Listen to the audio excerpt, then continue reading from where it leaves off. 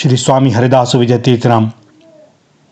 एक अनीह अरूप नामा, अज सच्चिदानंद पर धामा, व्यापक विश्व रूप भगवाना, तेहि धरी देह चरितकृत नाना। जो भगवान एक हैं, जिनकी अपनी स्वयं की कोई इच्छा नहीं है, जिनका कोई रूप और नाम नहीं है, जो अजन्मा सच्चिदानंद एवं परम धाम है, तथा सब में जो व्यापक और विश्व रूप हैं, उन्हीं भगवान ने दिव्य शरीर धारण करके नाना प्रकार की लीलाएं की हैं। हरि अनंत, हरि कथा अनंता। जिस प्रकार भगवान अनंत हैं, उसी प्रकार उनकी लीलाएं भी अनंत हैं। बड़े बड़े महात्मा, योगी, ज्ञानी अनादिकाल से उन्हीं अनंत की खोज कर रहे हैं। बड़े बड़े तत्वज्ञानी यों ने उस लीला रूपी अमूल्य रत्न को परखने का प्रयास किया है, यह जानते हुए भी कि भगवान की अनंतता और उनकी लीलाओं की विचित्रता अकथनीय है और उनकी खोज करना मानव बुद्धि से परे है। परंतु यह जानते हुए भी आत्मनिष्ठ महापुरुष उनकी खोज करने से रुकते नहीं। आज भी अनेक संत महात्मा भगवान की लीलाओं के रहस्य को जानने के लिए एकांत में योग साधन कर रहे हैं। उन अनंत की खोज सृष्टि के आदिकाल से हो रही है, आज भी हो रही है और अनंत काल तक होती रहेगी। यह भी उनकी लीला का रहस्य ही है। लीला क्या है? लीला में स्वयंभू भगवान ही लीला रूप हैं। उनके द्रव्य, कर्म और गुणों द्वारा ही लीला का प्रदर्शन होता है। विराट विश्व उनकी लीला का ही रंगमंच है। उनकी प्रत्येक लीला का गोपनीय रहस्य छिपा हुआ रहता है, जिसे संसार समझ नहीं पाता। हम लोग उनकी लीलाओं को प्राकृतिक समझते हैं और इसलिए श्रद्धा नहीं होती, और श्रद्धा न होने के कारण उस लीला के गूढ़ तत्व का बोध भी नहीं होता। क्योंकि हम लोग तो लीला का वाह रूप देखते हैं, उसकी अंतरंग भावों की जांच अपनी निर्मल बुद्धि से करते नहीं, क्योंकि बुद्धि निर्मल है ही नहीं। तो जब बुद्धि निर्मल नहीं है तो उनकी लीला को समझेंगे कैसे? जग कैसा कि मोसा, जैसी दृष्टि वैसी सृष्टि, वैसी लीलाओं का अर्थ। भगवान की लीलाएं आज भी विश्व में नित्य हुआ करती हैं, परंतु हम अनित्य में लिप्त हैं, तो हम कैसे समझेंगे? अनेकों लोग आज के युग में जो अपने को आधुनिक कहते हैं, वह भगवान के अस्तित्व और उनकी लीलाओं को कपोल कल्पना समझते हैं, और एक अदृश्य की खोज करने में वे अपने अमूल्य समय को नष्ट नहीं करना चाहते। वे तो चार वाक्य सिद्धांत पर चलते हैं कि यही जीवन है, जो आनंद भोग लिया, न कुछ पाप है न कुछ पुण्य है, बस जो मिल जाए जैसे मिल जाए, ये इनके इन प्रकारण इसको भोग लो, सुख को ले लो। यह देह तो भस्मीभूत होनी ही है, उसके बाद कौन जानता है कि पुनर्जन्म होगा कि नहीं। सो जब हमें कृत्रिमता की सीमा से बाहर जाने का अवसर ही नहीं मिलता, हमारी बुद्धि जड़ व्यापार में जुड़ी हुई है और जड़ में ही आकर्षित रहती है, तो उनका दोष क्या? यह भी भगवान की ही लीला है कि जो लोग इस प्रकार का स्वभाव रखते हैं, वे जड़ बुद्धि से बाहर आ भी नहीं पाते। लीला तत्व को समझना बड़ा कठिन है। लीला के प्रेमी भगवत कृपा से जितना कुछ समझ पाते हैं उतना ही कह पाते हैं। तदपि कहें बिनु रहा ना कोई। भैया ऐसा है गूंगे का गुण, ऐसा रस है कि निकलना तो चाहता है, पर शब्द नहीं है, वाणी नहीं है, बस संकेत मात्र हो पाता है। अपनी अपनी भावना के अनुसार कोई सगुण में, कोई निर्गुण में प्रभु की दिव्य लीलाओं की खोज कर रहा है। आध्यात्मवादी आत्मा में, प्रगतिवादी जगत में, मायावादी माया में, द्वैतवादी द्वैत में, शून्यवादी शून्य में, अनीश्वर जड़वादी जड़ जगत में, अद्वैतवादी ब्रह्म में, प्रेमवादी केवल एक प्रेम में ही उस प्रेम मूर्ति भगवान और उनकी प्रेममय लीलाओं का पता लगा रहे हैं। लीला शब्द कितना प्रिय, कितना सरस, कितना मधुर। इस शब्द का वाणी में स्फुरण होते ही मन प्रफुल्लित हो जाता है। लीला, कौन सी लीला? सांख्यवादियों की प्रकृति लीला, योगियों की योग लीला, वेदांतियों की माया लीला, न्यायिकों की परमाणु लीला, वैशेषिकों की द्रव्य लीला, मीमांसकों की यज्ञ लीला, जड़वादियों की जड़ लीला और सांसारिक जनों की संसार लीला। क्या ये ही लीलाएं हैं? नहीं भैया, ये वास्तविक लीलाएं नहीं हैं। केवल एक भगवान की ही लीला वास्तविक है। उन्हीं की दिव्य लीला का प्रदर्शन विश्व की समस्त लीलाओं में हो रहा है। यह विराट विश्व उन्हीं भगवान का रूप है। इसमें जो क्रिया प्रतिक्रिया हो रही है वही उनकी लीला है। विश्वात्मा भगवान अपने में ही अपनी लीला से अपने विश्व को प्रकट करके पुनः अपने में ही विलीन कर लेते हैं। अंतर और बाह्य जगत में भगवान और उनकी लीला की ही सत्ता नजर आती है। श्रुतियां कहती हैं, ब्रह्मेव वेदम सर्वम, सर्व खलविदम ब्रह्म। यह सब ब्रह्म है। यस्मात् परम नापरमस्ति किंचित। इसके आगे पीछे और कुछ नहीं है। किसी किसी को शंका होती है कि आप्त काम नित्य तृप्त निर्लिप्त ब्रह्म को किस अभाव की पूर्ति के लिए यह सृष्टि करनी पड़ी। और इसका उत्तर ब्रह्म सूत्र में मिलता है, लोकवत्तु लीला कैवल्यम, अर्थात सृष्टि उनकी लीला का विलास मात्र है। अखंड पूर्ण ब्रह्म अपने एक ही अंश से इस जगत को धारण करके अचल रूप से स्थिर रहता है और उनकी पूर्णता में कभी किसी प्रकार की न्यूनता नहीं होती। और इसीलिए श्रुति कहती हैं, ओम पूर्णमदः पूर्णमिदं पूर्णात् पूर्णमुदच्यते पूर्णस्य पूर्णमादाय पूर्णमेवावशिष्यते। वह पूर्ण है, यह पूर्ण है। पूर्ण से ही पूर्ण की वृद्धि होती है। पूर्ण में से पूर्ण निकलने पर भी पूर्ण ही बचा रहता है। भगवान अंशयुक्त होने पर भी पूर्ण है, कर्ता होने पर भी अकर्ता हैं, गुणयुक्त होने पर भी गुणातीत हैं, सब में व्याप्त होने पर भी विलग हैं। यही उनकी विचित्र लीला है।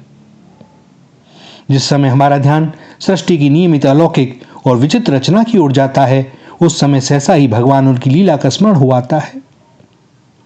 समस्त ब्रह्मांड में अनेकानेक सूर्य चंद्र नक्षत्र आदि में, असीम आकाश मंडल में, विस्तृत वसुंधरा में उन्हीं की तो अनोखी छटा है। जगत में घटने वाले पल पल पर पलटने वाले चमत्कार, नाना प्रकार के दृश्य उन्हीं की लीला के कारण हमें देखने को मिलते हैं। पर इनकी विलक्षणता यह है कि उनकी लीला का दर्शन तो होता है, किंतु उस लीला के सूत्रधार का दर्शन हमें नहीं होता। जिस प्रकार कठपुतली के नाच में कठपुतली और उसका नृत्य दर्शकों को दिखलाई पड़ता है, परंतु कठपुतलियों को नचाने वाला सूत्रधार पर्दे के पीछे रहता है, जिसे दर्शक देख नहीं पाते। जिस प्रकार हम फिल्म में देखते हैं, पर्दे पर दृश्य चल रहे हैं लेकिन पर्दे के पीछे कोई है नहीं। वे अभिनेता अभिनेत्रियों ने बहुत पहले उस फिल्म को किया था और अब केवल प्रकाश के माध्यम से एक पर्दे पर वह दिखाई जा रही है। इसी प्रकार यह संसार जो प्रभु की लीला है वह दिखता है, पर इनका संचालक, सृष्टिकर्ता, पालनकर्ता और संहारकर्ता भगवान दिखलाई नहीं पड़ते। परंतु जो कुछ दिखता है, दिखने वाला यह जगत सत्य नहीं है, यह तो लीला मात्र है। सगुण साकार रूप में भगवान जब कभी इस माया संसार में अवतरित होते हैं, वे अपनी लीला माधुर्य लीला के साथ अपनी ऐश्वर्य लीला भी दिखलाते हैं, ताकि उनका भगवत्ता का पता चल जाए। परंतु उसका दर्शन और उसकी अनुभूति उन्हीं भक्तों को होती है जिन्हें भगवत कृपा से विशेष दृष्टि प्राप्त होती है। सर्वसाधारण तो भगवान की माया से अभिभूत होने के कारण उसे समझ नहीं पाता। भगवान ने कहा है, हे अर्जुन, मेरे जन्म और कर्म दिव्य अर्थात निर्मल और अलौकिक हैं।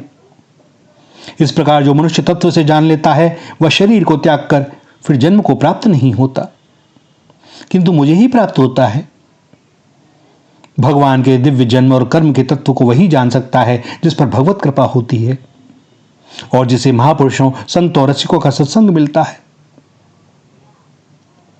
विभिन्न अवसरों पर भगवान ने विराट विश्व रूप का दर्शन और उसकी अनुभूति अपने भक्तों को कराई।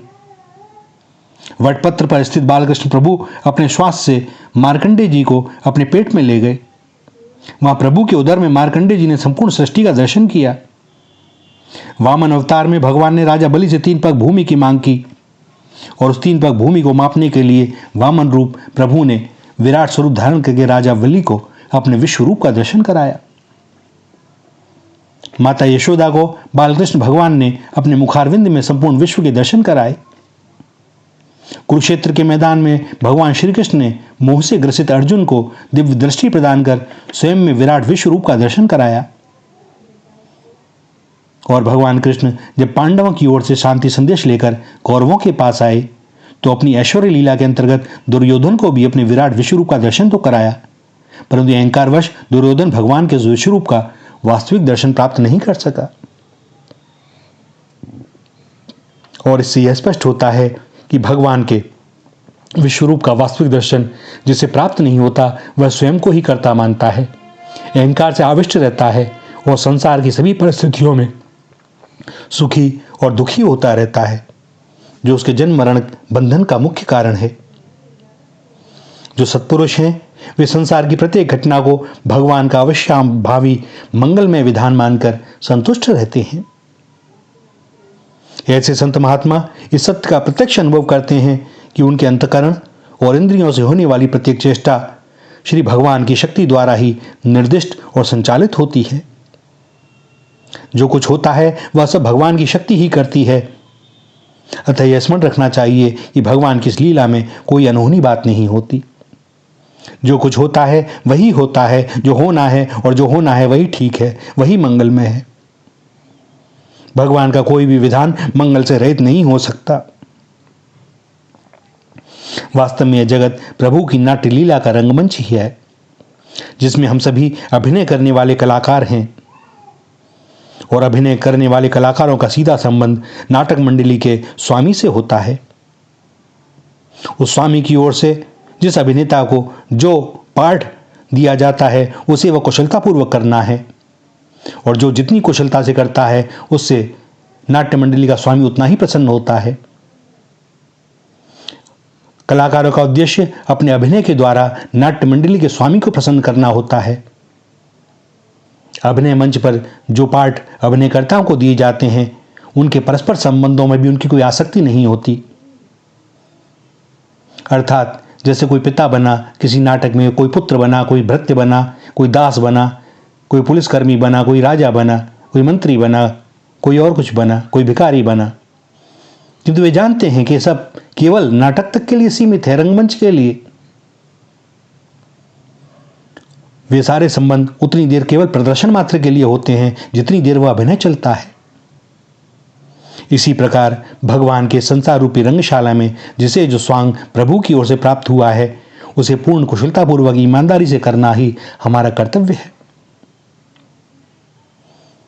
वास्तव में जो अच्छे अभिनयकर्ता होते हैं, अच्छे एक्टर होते हैं, उनके मन में कोई स्वतंत्र इच्छा अपनी होती नहीं। उन्हें तो नाटक के स्वामी की आज्ञा के अनुसार अपना अभिनय करना ही उनकी एकमात्र इच्छा और चेष्टा होती है। जैसा उन्होंने निर्देशन किया बस वैसा करना है और उसमें अपना 100% देना है।